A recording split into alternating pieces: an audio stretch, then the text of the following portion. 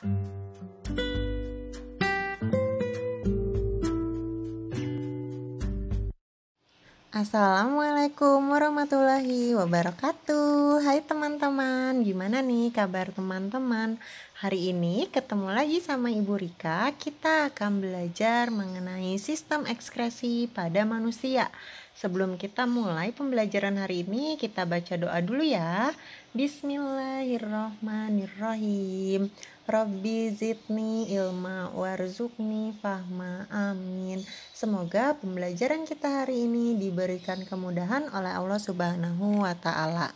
Nah, teman-teman, tahu nggak sistem ekskresi pada manusia itu terdiri dari organ apa aja?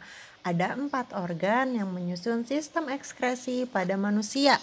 Yang pertama ada ginjal, lalu ada hati, ada paru-paru, dan yang terakhir ada kulit. Jadi ada 4 organ penyusun sistem ekskresi. Tapi teman-teman tahu nggak apa sih sistem ekskresi itu?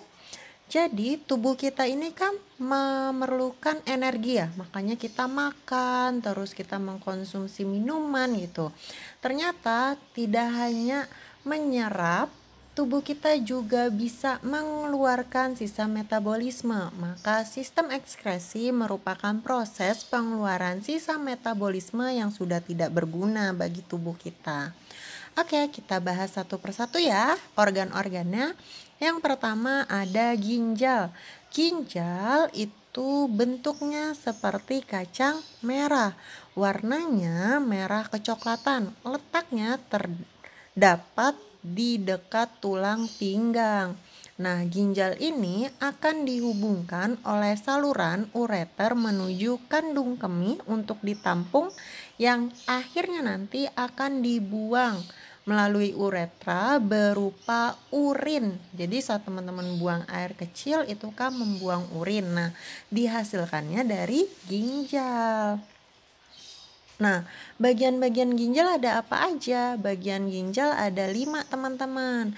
Yang pertama ada korteks, lalu ada medula, selanjutnya ada arteri, rongga ginjal, dan ureter. Bagaimana sih morfologi ginjal? Jadi ginjal sendiri itu terdiri dari 3 bagian utama. Yang pertama ada korteks nih, lihat ya gambarnya di yang paling atas nih, lapisan atas, terdiri dari glomerulus dan kapsula Bowman. Lalu ada lapisan selanjutnya yaitu medula. Medula terdiri atas tubulus contortus proximal, tubulus contortus distal, dan lengkung Henle. Lalu ada pelvis atau rongga ginjal, tempat muara dari saluran ginjal atau nefron ginjal. Nah, gimana ya cara tubuh kita menghasilkan urin? Jadi tubuh kita atau ginjal ini akan melakukan 3 tahapan untuk menghasilkan urin.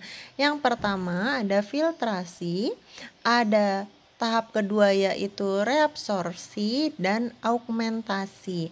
Filtrasi merupakan proses penyaringan utama yang terjadi di glomerulus. Di sini zat yang tersaring adalah sel darah dan protein. Jadi darah dan protein akan diserap oleh tubuh kita kembali, sedangkan yang lain akan menjadi urin primer. Nah, lanjut ke tahap kedua yaitu reabsorpsi, yaitu tahap penyerapan kembali nih, di mana terjadi di tubulus contortus proximal dan lengkung Henle. Di sini akan diserap berupa glukosa, asam amino, air, garam, dan mineral ke dalam darah dan menghasilkan urin sekunder. Nah, urin sekunder ini sudah tidak ada lagi zat yang diperlukan oleh tubuh. Lanjut, ada proses ketiga yaitu augmentasi atau proses penambahan. Nah, di sini terjadi di tubulus contortus distal, di mana urin sekunder tadi akan ditambahkan oleh zat yang lain seperti urea, amonia, ion, dan menjadi urin sejati yang nantinya akan dibuang dari tubuh kita melalui uretra gitu. Lanjut, organ kedua yaitu ada kulit. Nah, kulit sendiri berfungsi untuk menutupi permukaan tubuh, terus juga kulit sebagai alat pengeluar atau sistem ekskresi.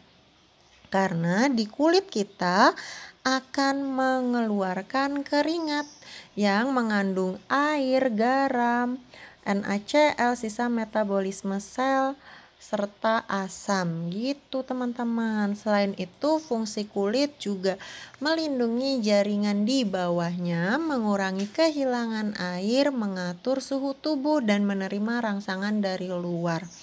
Nah, kulit ini ada 3 bagian. Yang pertama ada bagian epidermis atau lapisan kulit atas, lalu ada endermis lapisan kulit, dan hipodermis lapisan lemak kulit bawah. Jadi yang kuning ini berupa lemak nih ya teman-teman ya. Nah, tadi kan ada fungsi kulit yaitu mengatur suhu tubuh. Nah, jadi kalau tubuh kita tuh bisa mengatur suhu karena ada bantuan kulit. Saat suhu dingin, maka kulit kita akan memberikan respon berupa rambut yang pada kulit kita itu akan tegak berdiri, lalu tidak akan mengeluarkan keringat, dan juga pembuluh darahnya akan mengkerut. Sedangkan saat suhu panas, rambut itu akan turun dan keringat pada tubuh kita keluar serta pembuluh darahnya akan melebar. Lanjut kita ke organ ketiga yaitu hati. Hati merupakan kelenjar terbesar di dalam tubuh, terdapat di rongga perut sebelah kanan atas yang memiliki warna kecoklatan. Di hati sendiri dia berfungsi untuk menyimpan kelebihan gula dalam bentuk glikogen atau gula otot, merombak kelebihan asam amino, menawarkan racun, tempat pembentukan urea, dan penghasil empedu. Empedu ini yang berwarna hijau nih teman-teman ya. Nih warnanya hijau itu agak ketutup sama hatinya. Jadi empedu merupakan cairan kehijauan yang tersimpan pada kantung empedu yang mengandung kolesterol, garam mineral, dan pigmen. Hati juga berperan untuk pembentukan urea melalui daur ornitit yang kemudian dibawa ke ginjal dan diekskresikan dalam bentuk urin. Jadi si hati ini juga membantu nih kerjanya si ginjal. Lanjut, yang terakhir ada paru-paru. Paru-paru berada di dalam rongga dada manusia sebelah kanan dan kiri yang dilindungi oleh tulang rusuk. Paru-paru terdiri dari 2 bagian yaitu paru-paru kanan dan kiri. Paru-paru masuk ke dalam mekanisme pernafasan atau masuk ke dalam sistem pernafasan pada manusia, di mana berfungsi untuk tempat pertukaran gas dari oksigen menjadi karbon dioksida. Saat tubuh kita melakukan proses inspirasi atau memasukkan oksigen, maka saat bersamaan juga akan melakukan proses ekspirasi, yaitu pembuangan zat yang tidak berguna dalam tubuh kita, yaitu CO2 atau karbon dioksida. Nah, sekian teman-teman materi kita untuk sistem ekskresi pada manusia. Semoga video ini bermanfaat bagi teman-teman. Apabila masih ada kebingungan atau kesulitan, tenang aja, kita akan berdiskusi secara langsung via Zoom ya. Oke, Ibu akhiri, wassalamualaikum warahmatullahi wabarakatuh.